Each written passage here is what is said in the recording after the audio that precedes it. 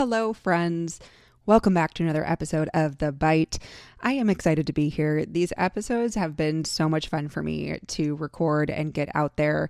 And thank you to everyone who has been listening and sharing your feedback and also introducing some really thoughtful options for topics. I definitely have them all on the list and we have a lot of it already planned out, but it is never a bad thing to have more content. All right, we're going to get right into these because we know that these are short episodes and we're not going to waste a lot of time here. And we're going to talk today about a little something I call hindsight is 2020. I will do my best to not use a bunch of, cliches throughout this episode, but I know that that's a phrase that a lot of people say is hindsight is 2020. And it rings very true for me in life in general. And I'm going to walk through two examples of this in a business sense and in a life sense. And we're going to talk about it because a lot of times when people come to a crossroads, and what I see often when we kind of realize this comes into play is when we feel a sense of rejection. So when something doesn't go our way or something does not go according to plan, or we maybe didn't get something that we really wanted. And a lot of times often think, this is going to be life-changing. This is going to be the thing that spurs my career or my lifestyle or whatever it is. We find that maybe there was a no, or there was a not now, or that's not going to go your way. And what I've realized is a lot of times, not every time, once I am past that experience and I've given it some time for things to play out, I actually realize that oftentimes that thing that really hurt in the moment or felt very soul crushing or life ending in the moment was the best possible thing that could have happened for me. And I think a lot of times I talk to people and try to get them into the mindset of things happen for us, not to us. And it doesn't mean that everything is going to feel good, which a lot of people don't like to hear. But rejection is redirection a lot of the time. And if we get quiet enough to really listen to our intuition and the paths that we have now in front of us, we realize after the fact, sometimes it's not immediate, sometimes it takes a minute, that was actually the best thing to happen for us. And some people will call this spirituality. Some people will call this the universe having your back. Some people call it the butterfly effect. We're all talking about generally the same thing there, though, where you realize at a certain point that your life would not be what it is if the experiences that happened leading up to it didn't happen exactly the way that they did. So we're going to talk about two examples here, one business and one life. And we'll start with the business aspect. If you've been around for a while, you know that I worked corporately for over 12 years. I graduated from college, went right into the corporate world, and I had it in my mind that that's where I was going to be. I was going to climb up the corporate ladder. I was going to get all those experiences. I was going to stay in corporate forever. And without going into too many details, when I got back from maternity leave, it was rocky. It was not going according to plan. The company was going through some changes, and it got to a point where we were at a crossroads, and it was very clear that my involvement in the company was either going to end for me or by me. And I did end up taking the path of saying, I'm out. And that's when I decided to take everything that I do now that I was doing on the side full time. In the moment, it really hurt. And it was very confusing. And it was a shakeup because everything that I had thought about my life up to that moment was what felt like crushed and crumbled. And big pieces of my identity, big pieces of how I thought about myself, and the entire life that I almost had visioned for me had very much so altered. And yes, I was the one that made the decision to leave, and I am very grateful I had the support system and also a lot of the back end already set up because I have been doing what I do now part-time and took the leap of faith into business ownership. But it was not the easiest mindset journey when I first started. A lot of my confidence was shaken. My ego was very bruised, and a lot of it felt very confusing. Now, about almost 2 years out of that, it'll be 2 years in September, I realized that was the greatest thing that could have ever happened to me. If that never happened and I got back into the corporate world and everything kind of went off without a hitch and was going along swimmingly, I probably would have still been there today.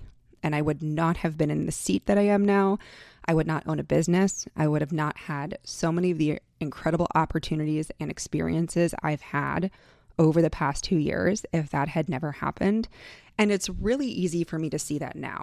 It was not easy for me to see that when shit was hitting the fan and when all of that was going down. It was not something I was even willing to let into my world at that moment.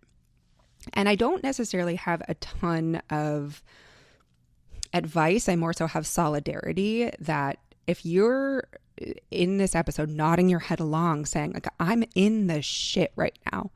I am in the fork in the road where the path that I thought that I was going on is under major construction. There's trees down everywhere. I cannot get through it.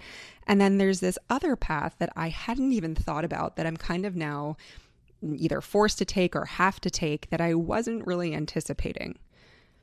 This is where a lot of people want to stop and just not continue or give up on their dream or give up on their goal, because it's much easier to not go down the path where the end result is unknown. It's much easier. And I think a lot of times looking at big picture and also keeping the faith up that these things often happen for us, and it's a redirection into potentially something so much greater. And whether you are a spiritual person or you believe in that kind of stuff, or you believe in karma, or believe in spirit guides, or you believe in the universe, whatever you want to hang on to, I think is a very important aspect here. And for me, I just kept repeating to myself, I'm going to put my head down. I'm going to work hard. I'm going to listen to my intuition and my gut. And I'm going to trust that things are going to be okay. And it wasn't always easy. And I leaned on a lot of people. I had many nights I would be crying and just inconsolable to my husband or to my friends, and really had to push through those moments. And I now know, oh my gosh, I am so happy that my life turned out nothing like I thought it was going to turn out as. So that's the business aspect. Now we're going to talk about life. And again, I'm trying not to get into too many details here because these episodes are short. But this one is a little bit more vulnerable, I guess, and a little bit more impactful because a lot of people that I've connected with over the past few years are in the infertility community. And if you know my story, we had to work incredibly hard to have my son Ronan. And listen, I also don't want this to come across as things are not allowed to suck. I truly believe that it's also okay if we don't see a silver lining immediately. I am not one to tell you, you have to force yourself out of feelings. And believe me, my feelings now are very different than my feelings when I was in it. So I want to make that very clear. But I want to tell you a little story where I look at my son now, and in so many ways, I am grateful that my life did not go according to plan or what I thought was supposed to happen. We had a really hard time getting pregnant. We went down the IVF route, and we actually had 2 embryos that we were going to use. And we transferred the first one, and I got pregnant and miscarried that baby. In the moment, it was so heinous. And if you've ever experienced loss, my heart is with you. And I understand the depths of despair and how horrible that can be. And in those moments, I just was unwilling to see how any of that could bring me to where I am now. And then if you do know me now, you know that that second embryo is my 3-year-old son. And I have so many moments I look at him and I think to myself, If that first baby had stuck, we would have loved that baby. God, we would have obviously loved that baby, but it wouldn't be Ronan. It wouldn't be the tiny human that has changed me to my core. It wouldn't have his personality. It wouldn't look like him. It wouldn't be him. And it wouldn't make my life what it is now. It would be a beautiful life, I'm sure, and it would look different. But in so many ways, I wouldn't ever want to give up Ronan. I would never want to give up what I have now. And obviously, hindsight's easier to be joyful about these things, right? I now know that I do have a healthy, thriving child. When I lost that first one, I wasn't sure if that was ever going to be a reality. So it is much easier for me now to see these things.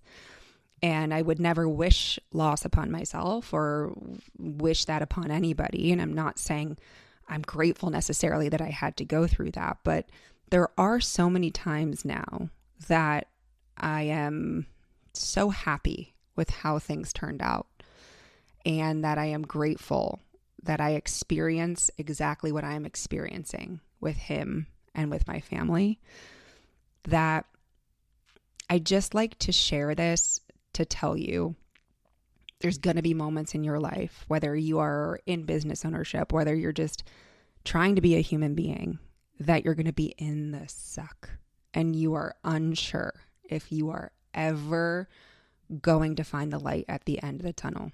Maybe you're terrified that you're looking down a road where it's just going for miles and miles and you have no idea what's at the end of it.